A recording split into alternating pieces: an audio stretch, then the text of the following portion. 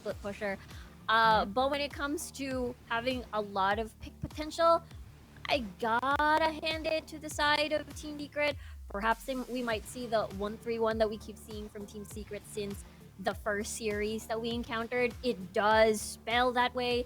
You can move the Seraphine down to the dragon lane and clear the way. So it does work well for themselves. Same goes for Team Nexplay Esports as well. Absolutely. And looking at this one, face first, my first impression is Nextplay Esports is having a draft that is very, very squishy.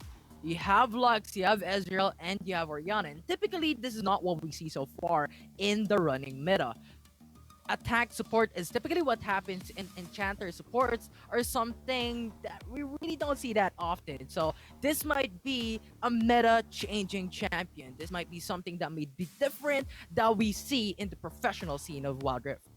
You're right. I mean, we're looking at double utility at the moment. Seraphine and Braum, and on the other side of the spectrum, it's an Orianna and a Lux. So this could be something refreshing to watch for both of these teams. Especially we're looking at, again, just as the panel mentioned, two Goliaths.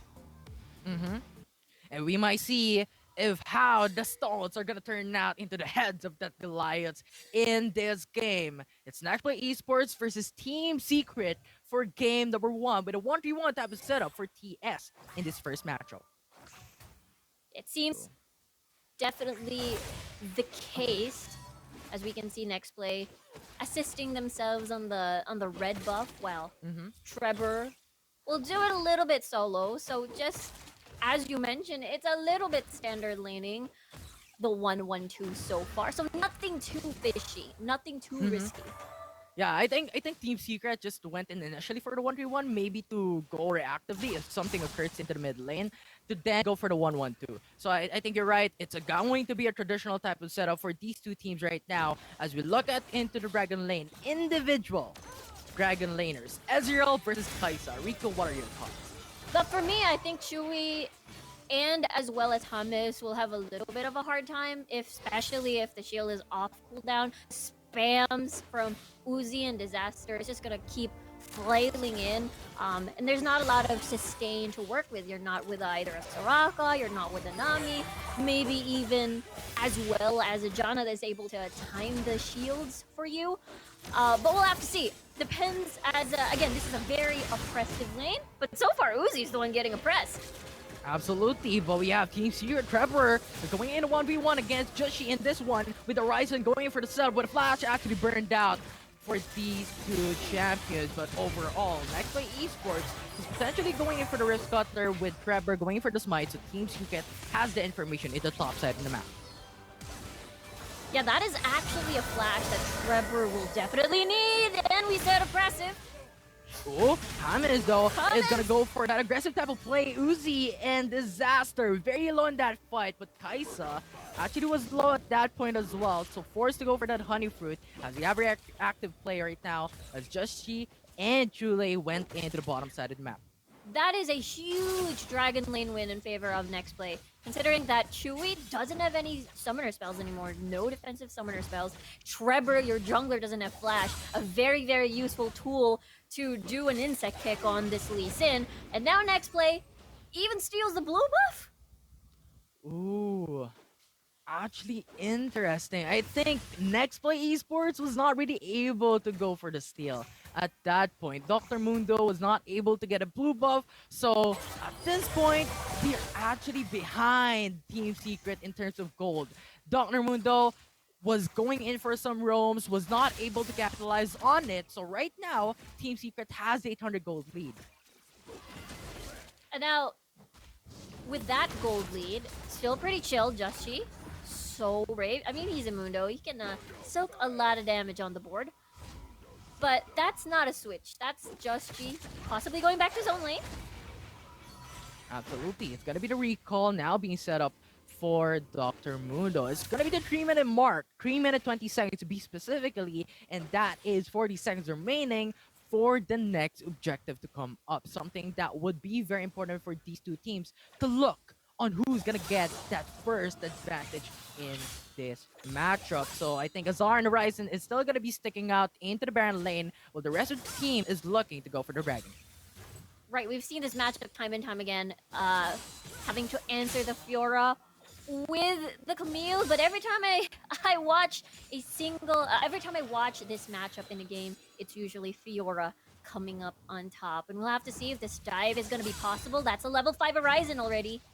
Oh, Trevor is hovering into the top side of the map, actually trying to set up a play against Horizon. We have Zar jumping right through under the turret. Trevor jumping right up to follow up. There are no minions to come through as Nexplay Esports is gonna go towards the Dragon, having that information that Trevor is not in the vicinity, and they're gonna get that first objective, getting that Dragon.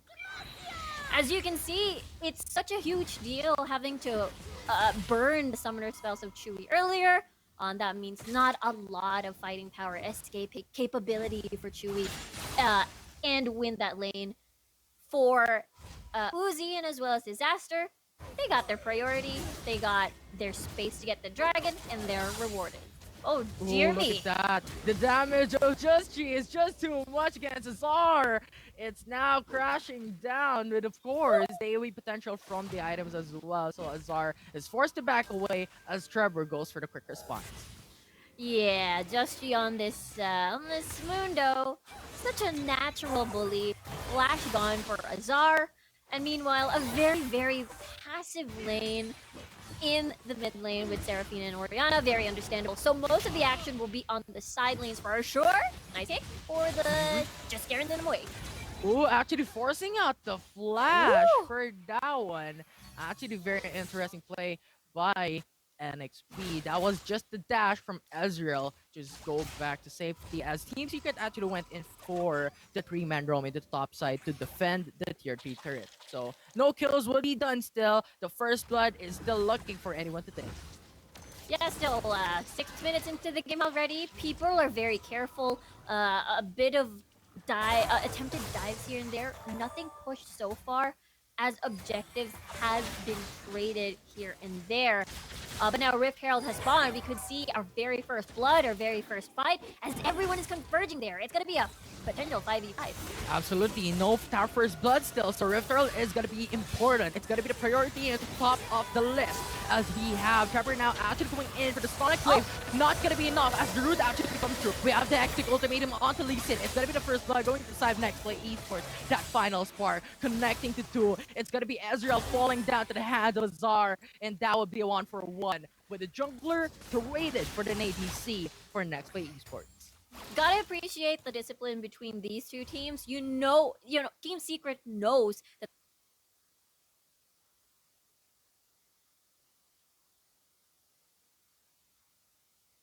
there's no reason to stay, there's no reason to commit. Rift Herald has been taken, your jungler has been eliminated, and therefore your choice is to back away, go back to your lanes, and try to defend this tower.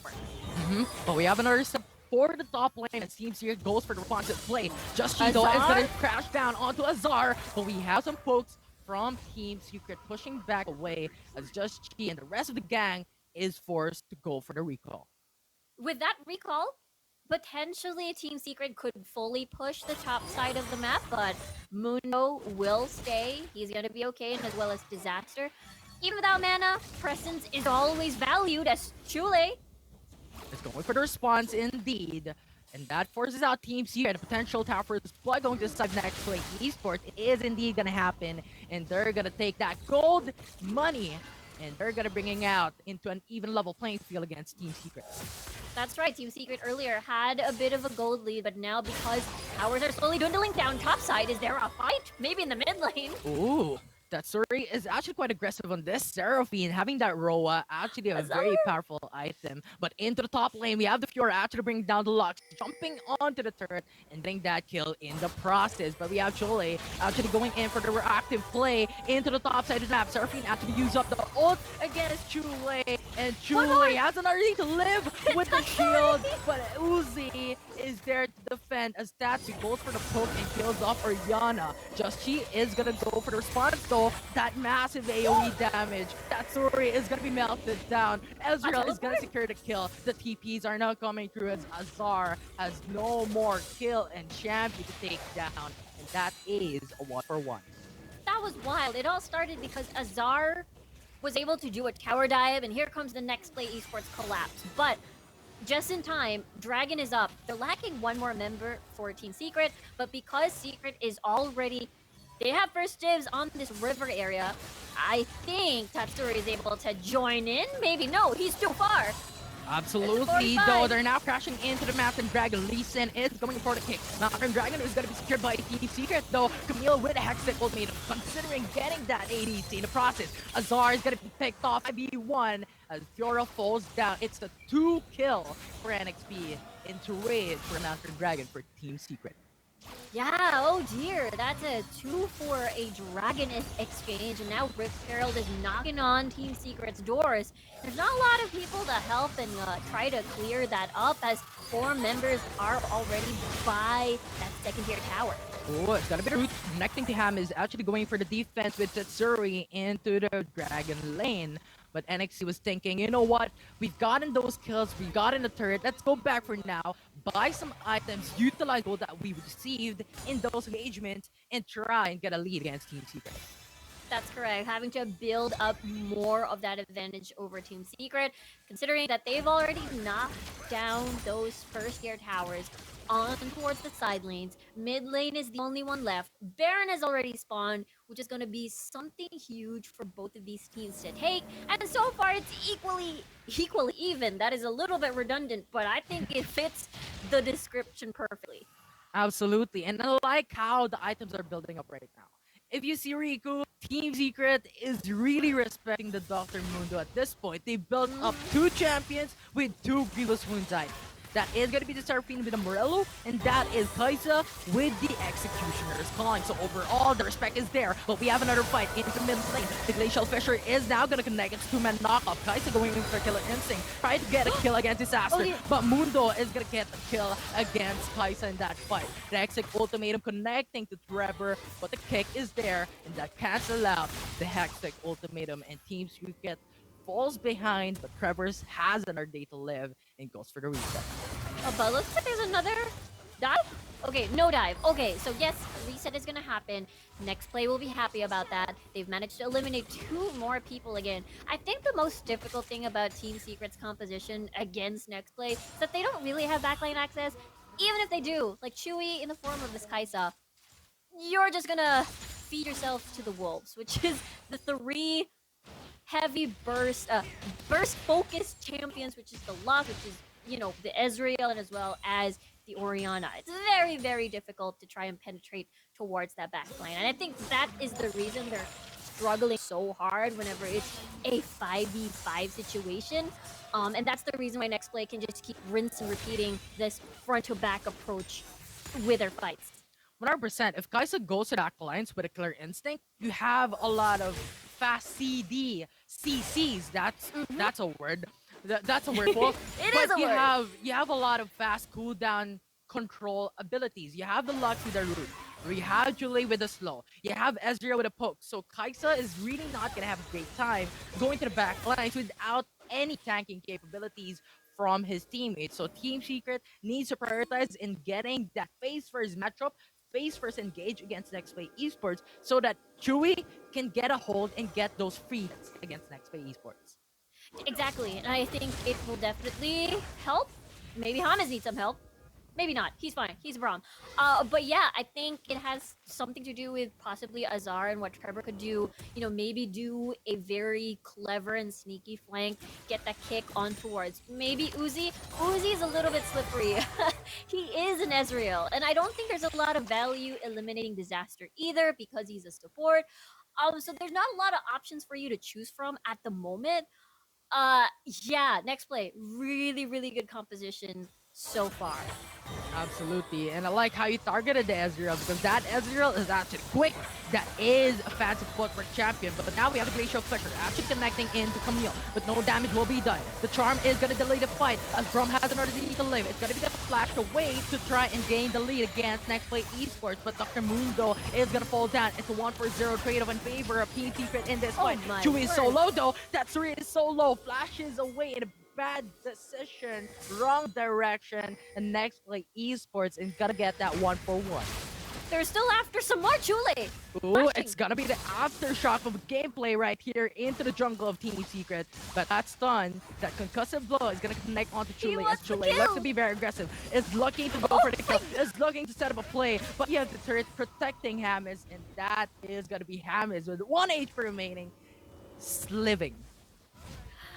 That was a little risky for Chule. I could feel how much he wanted that kill. It was the Braum super low, but the rest of Team Secret are already respawning. So it was a good call to not overdo it. Good dancing and fancy shoes from James, though, able to dodge that kill. But now, Dragon is up online. This is third Dragon of the game. We'll see who will get it. And absolutely, gotta be the question as Lee Sin is gonna get that Ocean Break in their favor. But we have Horizon going in for the backline support. Final Spark actually dealing a lot of damage at the enemy team. But you have the Fiora going in for their post, actually blocking out the damage, but you have the Oriana to follow through and picking off the Fiora in that fight. So we have the flash from the Uzi, getting that kill onto Seraphine. That is a 2-for-0 trade-off in favor of Nexplay Esports. The Baron is available in Nexplay Esports, opting to go to tier 2 turrets in the mid lane. What a crazy fight in the jungle of Team Secret, and Nexplay comes up on top. We saw Trevor trying to do something here as 5 members are still fully alive, knocking on the Nexus door. That is a route to Chewy. Chewy is trying to go back away, but we have a lot of slows, we have a lot of CCs, and that's gonna eliminate Kaisa in that fight. And Nexplay Esports is looking for the base, is looking for the finish. And game number 1 is gonna be secured by NXP. A 15-minute game, and Nexplay Esports came up on top. And one thing that we saw that was common, what was the theme, what was the lesson there? It is what we talked about before this game. It was the team fighting power. The Team Secret had to match